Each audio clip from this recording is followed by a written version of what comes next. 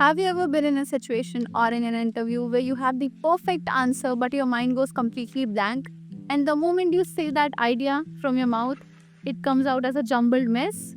I've been there, my friend, and so many times that I cannot even count it.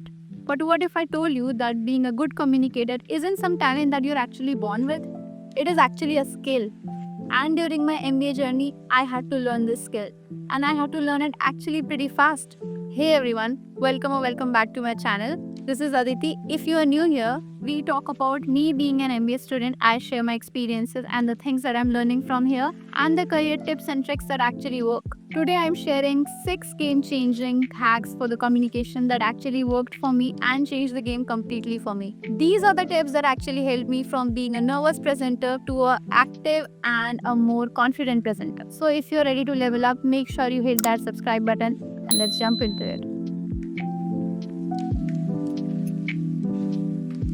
So the first tip is become a pro listener. So this is a very underrated skill that I feel and we should talk more about it because most of us actually don't listen and we are just waiting for a turn to speak up, right?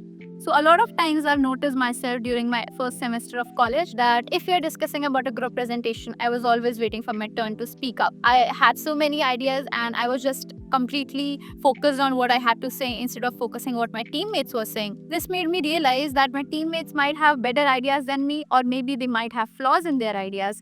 And same thing goes with me, but I was so keen and focused on waiting for my turn to speak that actually messed that presentation a bit.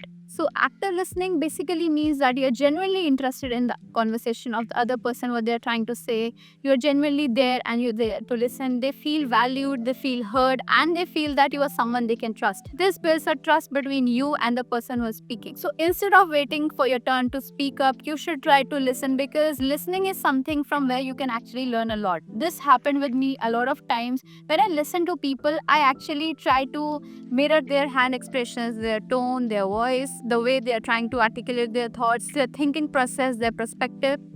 Everything changes the game, to be very honest. So being a good listener actually helps you with a good articulation because if you're talking to someone who's very good at articulating their thoughts, that is going to help you a lot. And that is completely a game changer for me because during my first semester, I tried to surround myself with people who are good at public speaking or who are either good at articulation their thoughts or anyone who is good with their soft skills. So that actually helped me a lot to improve my communication skills. So the second most important tip is the art of clarity. Yes. Have you ever noticed when you're trying to tell a story or an idea to someone and you are going on and on and on and on, and the other person is just gazing their eyes and looking here and there and they're not interested? See, the problem is not the idea, it's the delivery basically. This happens a lot of time and with many of us. Whenever we are trying to say something, we actually start with a 5-minute backstory, which is actually irrelevant because that is not the topic we're going to talk about. We're just giving them the backstory so that they can actually understand better. That is not going to help, my friend. The secret that I learned is to lead with your headline. First, you start with the main point and then you give the context. It's same as how we see in the newspapers. First, they give the headline and then they start with the story. So keep your articulation, keep your thoughts, and keep your conversation in a way that you start with the main point and then you go on with the context only if it's necessary. So the third most important tip is your voice is your superpower. I used to talk in a very fast pace when I was nervous, and that was the tone that actually came out automatically. I wasn't doing it, but yeah, it was there. I would just rush through my presentations to end it as fast as I can because I don't want to continue it anymore. I was nervous and I was just running through it as if I'm into a race. So, slowing down your pace makes you sound more in control and it gives your words more power.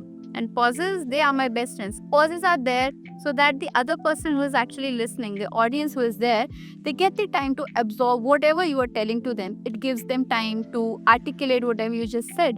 So it is very effective if you are giving the pauses and if you are slowing down your pace. This combo is actually going to help you a lot. So the fourth most important point is let your body do the talking. So do you know that your words are just a fraction of communication that you are doing, but your body is something that actually it is showing more of your conversation? Well, it means that your body do much of the talking than you actually think. The way you look, the way you present, and when you are nervous, it shows everything. During my presentations, I always stood more nervously and underconfidently because I was not so confident. I always used to cross my hands or used to shake my legs when I'm sitting or I'm standing. I used to look here and there. I used to use my phone just because I wanted to get rid of that anxiety or the feeling that I'm getting from being nervous. A lot of times, even my professors told me that I had a great idea, I had a great plan, I made a great presentation, but the way I was standing, it was actually portraying that I'm very, very underconfident. So, my friends, you have to work on your body language, be confident, and be active. Oof, that hit home, but no crossed arms, standing promptly, and using your hands while talking, using face expressions, using your gestures. These actually are the things that actually make you credible and more engaging. It communicates confidence even before you speak a word. So, the fifth most important point is adapt your communication style.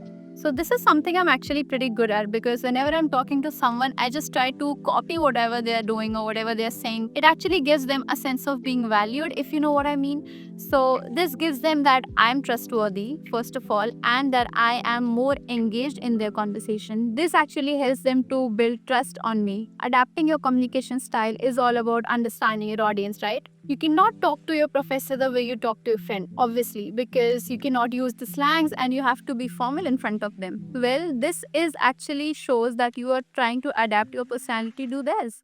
I call this subtle mirroring, which means you're trying to copy the hand gestures or the face expressions, or you're trying to match the tone of the person who is talking to you. So, these are small, small things that can actually help you a lot. Thinking about who you're talking to and what their expectations are can actually complete the message that is being received. So, the sixth most important point is the unforgettable magic of storytelling. This is probably my favorite tip of all because people don't remember facts and figures. Am I right? Yeah, they don't remember facts and figures, they actually remember the stories that you told. This is something that I'm still working on because I really wanted to become a good storyteller and I'm still trying. And I think I'm pretty good at it now because a lot of things actually helped me. And this good storytelling technique is one of the best thing to improve your communication. I tell you guys, this actually helps you to hook people, to engage them in how to make them stay till the end of your story. And this also actually helps you to articulate your thoughts in a better way so that the other person might understand what you're trying to say. So, this storytelling technique is such a game changer. This technique of storytelling actually creates an emotional connection between you and the listener, and this helps them to keep your story for a longer period of time in their brains. It actually helps them to memorize what you said. What I believe is that a great story will always beat a list of facts, to be very honest. So, there you have it. These were the 6 hacks that have been absolutely essential in my student life. And no one can understand you guys better than me because I've been in the same situation last year. And these tips actually helped me a lot to improve my communication. So, let's have a quick recap, guys. So, the first tip is be an active listener. Second is practice the art of clarity. Use your voice and pauses. Master your body language, adapt to your styles, and last but not the least, tell amazing stories. Always remember that it is a journey and it is going to take some time. So just pick one of these steps and start practicing, and I promise you guys that you will see the difference in your confidence level. I'm pretty sure about it. So, which of these tips are you going to try first? Let me know in the comments below. And if you want to see something related to my studies or you want to know something else, do let me know in the comments below, and I'm definitely going to make a video on it. Until then, keep learning, keep practicing. You got this. Bye bye. See you in the next one.